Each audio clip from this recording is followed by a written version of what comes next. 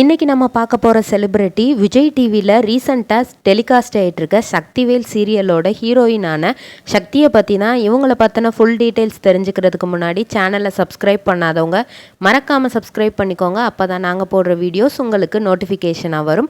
வாங்க வீடியோக்குள்ளே போகலாம். சக்தியோட உண்மையான பெயர் அஞ்சலி. இவங்க கேரளாவில் உள்ள கேலிக்கட் அப்படிங்கிற ஊரில் பிறந்திருக்காங்க. அதாவது இப்போது நம்ம சொல்கிற கோழிக்கோடு அப்படிங்கிற ஊரில் தான் இவங்க பிறந்திருக்கிறாங்க. இவங்க அப்பா பெயர் பாஸ்கர். நல்லா படித்த குடும்பத்தில் பிறந்த பொண்ணு தான் அஞ்சலி. இவங்க தன்னோட பள்ளி படிப்பை கோழிக்கோடில் தான் படிச்சிருக்கிறாங்க.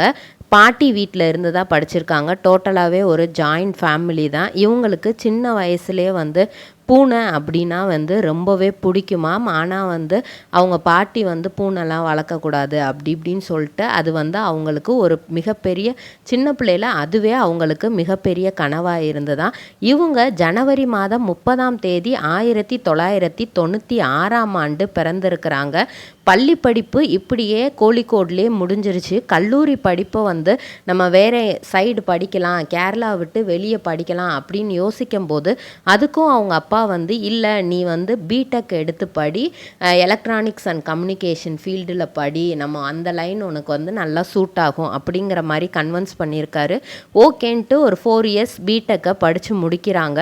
படித்து முடிக்கிற டைமில் அவங்களுக்கு சினிமாக்குள்ளே ஆசை வருது. எப்படியாவது நம்ம பெரிய பெரிய ஹீரோயின்ஸ் மாதிரி ஆகணும். அவங்களுக்கு மெயின் இன்ஸ்பிரேஷனே அசின் தானம். அசினை பார்த்தா அவங்களுக்கு அப்போலேருந்தே நடிக்கணும் அப்படிங்கிற மாதிரி ஒரு ஆசை வந்திருக்கு.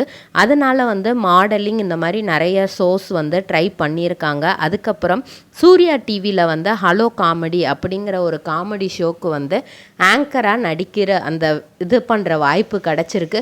ஆனால் வீட்டில் நம்ம இதை எப்படி சொல்கிறது, நம்ம காலேஜ் டேஸில் மாடலிங் பண்ணதை வச்சு நம்மளுக்கு இது கிடச்சிருக்கு, இதை எப்படி நம்ம வீட்டில் சொல்லி கன்வின்ஸ் பண்ணுறலாம் அப்படின்னு யோசிக்கும் போது இவங்க அப்பா டோட்டலாகவே அதுக்கு அகெயின்ஸ்டாக இருந்திருக்கிறாங்க. ஆனால் அம்மா ஃபுல் சப்போர்ட்டாக இருந்திருக்கிறாங்க.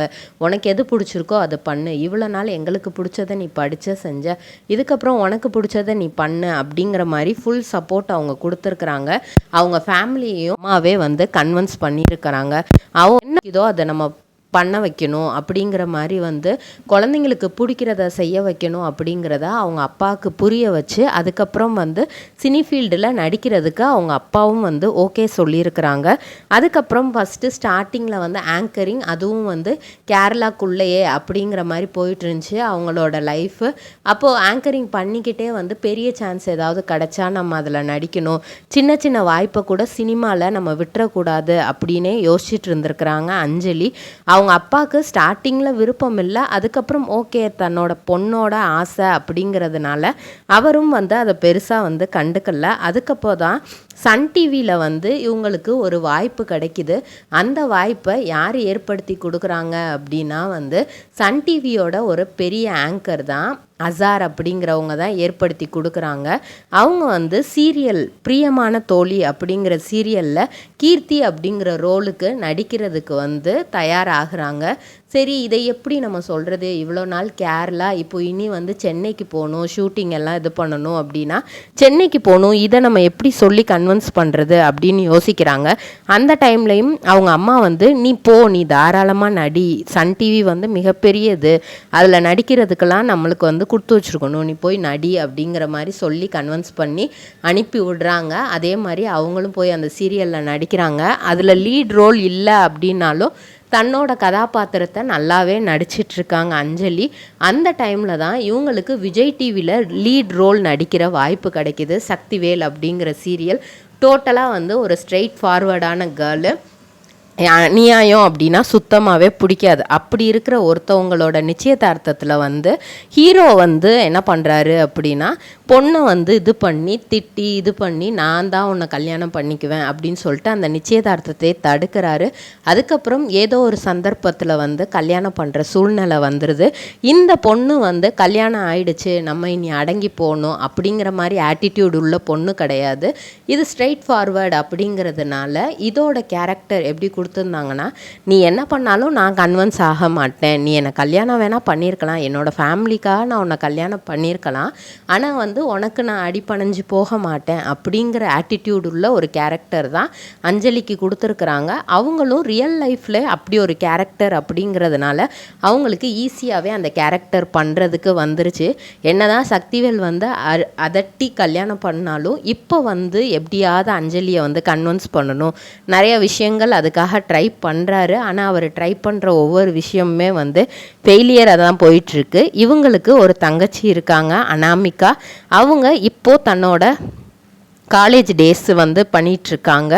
அவங்களுக்கு வந்து சினிமாவில் நடிக்கிறது அப்படிங்கிறதெல்லாம் இல்லை. ஆனால் வந்து இன்ஸ்டாகிராமில் அவங்களும் ஆக்டிவாக தான் இருக்காங்க.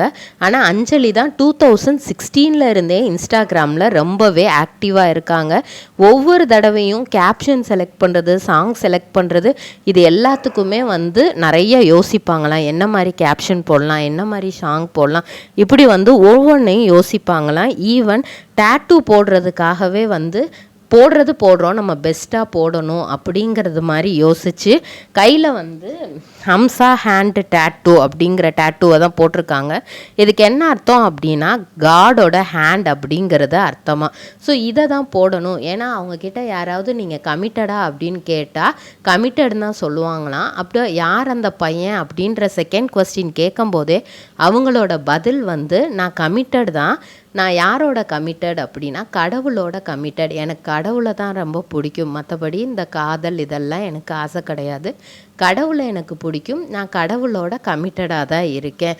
அது மட்டும் இல்லாமல் எனக்கு 2 செல்ல பூனைகள் இருக்குது. நான் சின்ன பிள்ளையில கனவாக நினச்சது இப்போது சுதந்திரமாக நான் அந்த பூனைகளை வந்து வாங்கி வளர்த்துட்டு இருக்கேன். சின்னதில் வந்து என் ஃப்ரெண்டு கொடுத்த பூனையை நான் வளர்த்தேன், ஆனால் அது இறந்து போச்சு. இருந்தாலும் இப்போது இந்த 2 பூனைகளை நான் அதிகமாக காதலிக்கிறேன் அப்படின்னு தான் வந்து ரொம்ப ஜாலியாகவே வந்து பதில் சொல்லியிருக்கிறாங்க ஒவ்வொரு இன்டர்வியூலையும். இப்போவுமே வந்து இந்த சக்திவேல் அப்படிங்கிற சீரியல் வந்து ரீமேக் சீரியல் தான். இது வந்து ஹிந்தியில் வந்து மன் கி ஆவாஸ் பிரக்யா அப்படிங்கிற ஒரு சீரியலு 2009 ஆரம்பித்து 2012 வரைக்கும் இந்த சீரியல் ஓடிட்டு இருந்திருக்கு.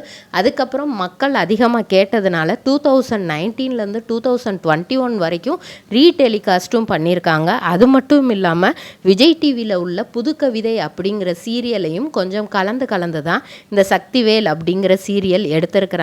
விஜய் டிவிக்கு எப்போவுமே இந்த இது வந்து யதார்த்தமான ஒன்று தான். பழைய சீரியலாக இருந்தாலும் அதை கலந்து தான் அவங்க எடுப்பாங்க. ஆனால் அஞ்சலி அவங்களுக்கு கொடுத்த என்ன ரோலோ அதை வந்து ரொம்பவே சூப்பராக பண்ணிகிட்ருக்காங்க. அவங்களோட ஃபேமிலி சப்போர்ட்டும் இவங்களுக்கு இப்போது அதிகமாகவே இருக்குது. இதே மாதிரி பல செலிப்ரிட்டிஸோட பயோகிராஃபி தெரிஞ்சுக்கிறதுக்கு சேனலை மறக்காமல் சப்ஸ்கிரைப் பண்ணிக்கோங்க.